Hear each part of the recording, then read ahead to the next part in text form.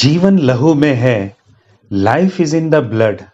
जब आदम और हव्वा ने आदान की वाटिका में पाप किया और अपने नंगेपन पर लज्जित हुए, तो परमेश्वर ने उन्हें पहनने के लिए पशु की खाल से कुर्ते बनाए। पाप को ढांपने के लिए लहू बहाना जरूरी था, क्योंकि लहू में जीवन है। बाइबल हमें बताती है कि बिना लहू बहाए पापों की क्षमा नहीं है। जब परमेश्वर ने इंसान को बनाया था, तो क्या वह मांसाहारी थे? जी बिल्कुल नहीं। आइए हम देखते हैं उत्पत्ति के पहले अध्याय 29वें वचन में।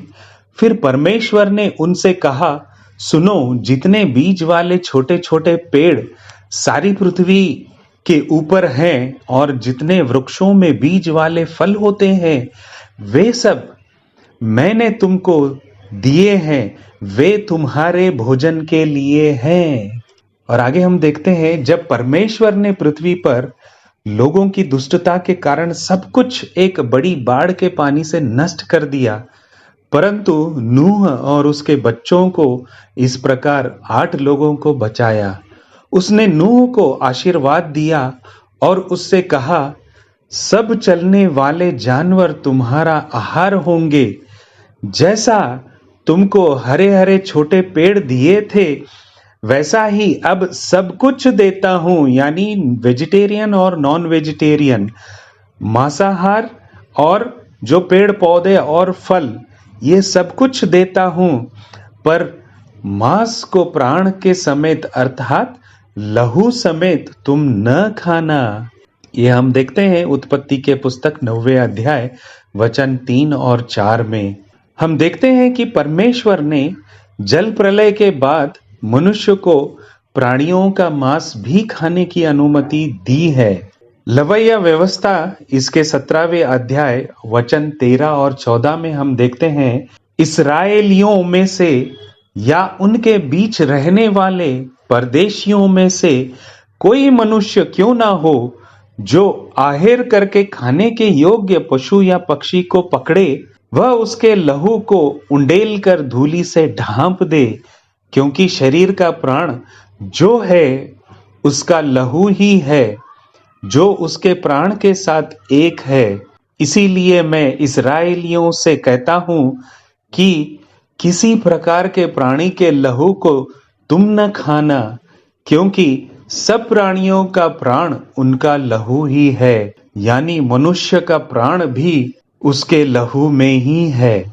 किसी जानवर को उसके लहू के साथ नहीं खाने या किसी जानवर के लहू को न पीने का कारण स्पष्ट है, क्योंकि जीवन लहू में है और इससे हमारे पापों के प्रायश्चित के लिए वेदी पर डाला गया है। वैज्ञानिक रूप से यदि हम एक गर्भ के विकास में देखते हैं, तो जो पहला अंग बनता है वह हृदय और रक्त कोशिकाएं यानी हार्ट एंड वेन्स होती हैं, जो रक्त से भरी होती हैं, खून से भरी होती हैं। इस तस्वीर में हम देखते हैं मुर्गी के अंडे में चूजे का विकास। सबसे पहले हम देखते हैं हृदय और रक्त वाहिकाओं को बनते हुए, खून को बनते हुए। ये सिद्ध करता है कि जीवन की शुरुआत खून से होता है। यदि तुम मनुष्य के शरीर से सारा खून निकाल दोगे तो वह मर जाएगा, क्योंकि लहू में जीवन है। निर्धारित समय पर कैन और हाबिल परमेश्वर के समक्ष बलि चढ़ाने के लिए अपनी भेंट लेकर आए। कैन भूमि का फल लाया और हाबिल भेड़ बकरियों का पहला बच्चा लाया। परमेश्वर हाबिल के बलिदान से प्रसन्न हुआ, परंतु उसने कैन के बलिदान को अस्वीकार कर दिया। यह देखकर कैन अति क्रोधित हुआ और उसके मुंह पर उदासी छा गई और उसने हाबिल को मार डालना चाहा। परंतु परमेश्वर ने कैन को चेतावनी दी कि वह पाप में न गिरे। परमेश्वर ने चेतावनी देने के बावजूद कैन ने अपने भाई हाबिल की हत्या कर दी। हम देखते हैं उत्पत्ति के 4 अध्याय वचन 10 और 11 में, उसने कहा, परमेश्वर ने कहा, तूने क्या किया है? तेरे भाई का लहू भूमि से मेरी ओर चिल्लाकर मेरी दोहाई दे रहा है।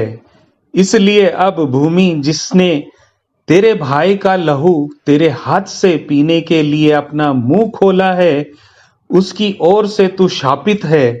चाहे तू भूमि पर खेती करे तो भी उसकी पूरी उपज फिर तुझे ना मिलेगी, और तू पृथ्वी पर भटकने वाला और भगोड़ा होगा। और हम देखते हैं इस दुनिया में हम सब पृथ्वी पर भटकने वाले और भगोड़ा बन गए हैं। हाँ, यहाँ तक कि खून भी रोता है, और इसलिए परमेश्वर ने 10 आज्ञाएं दी हैं, और उनमें से एक आज्ञा है कि किसी भी मनुष्य की हत्या नहीं करना।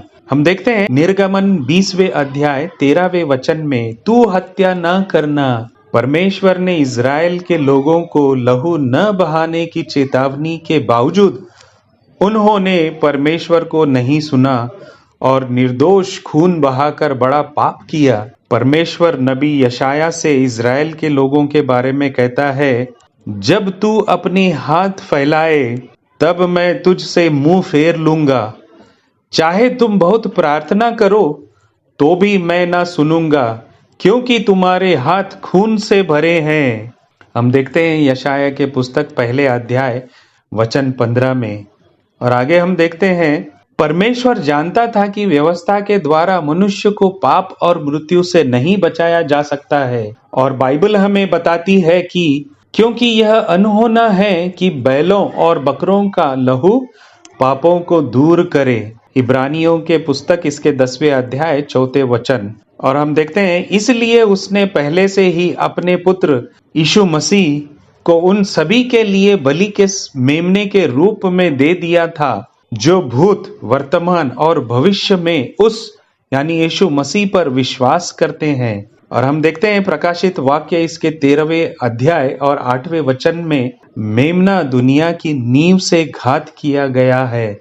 मेमना यानी यीशु मसीह दुनिया की नींव से घात किया गया है, और बकरों और भेड़ों के लहू के द्वारा नहीं, पर अपने ही लहू के द्वारा यानी यीशु मसीह के लहू के द्वारा एक ही बार पवित्र स्थान में प्रवेश किया और अनंत छुटकारा प्राप्त किया। मानव जाति के लिए परमेश्वर का प्रेम उसके पुत्र यीशु मसीह के द्वारा दिखाया गया है। और हम देखते हैं यूहन्ना के 3 अध्याय और 16वें वचन में, क्योंकि परमेश्वर ने जगत से ऐसा प्रेम रखा कि उसने अपना एकलौता पुत्र दे दिया, ताकि जो कोई उस पर विश्वास करे वह नष्ट ना हो परंतु अनंत जीवन पाए। हम देखते हैं मत्ती के 26वें अध्याय और वचन 28 में, जब यीशु मसीह ने अंतिम भोज के दिन प्रभु भोज की स्थापना की, जिसे उसने अपने शिष्यों के साथ खाया, यीशु ने कहा, क्योंकि यह वाचा का मेरा वह लहू है जो बहुतों के पापों के क्षमा के लिए बहाया गया है। हमको उसमें उसके लहू के द्वारा छुटकारा अर्थात अपराधों की क्षमा मिली है।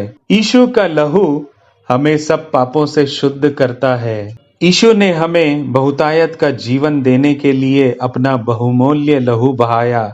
उसके लहू में शक्ति है, उसके लहू में पापों की क्षमा है, उसके लहू में चंगाई है। हम उसके लहू से खरीदे गए हैं, हम उसके लहू के द्वारा छुड़ाए गए हैं, धार्मिक ठहराए गए हैं और व्यवस्था के बंधन से मुक्त किए गए हैं। एक पापी का परमेश्वर के साथ कोई स्थान नहीं है।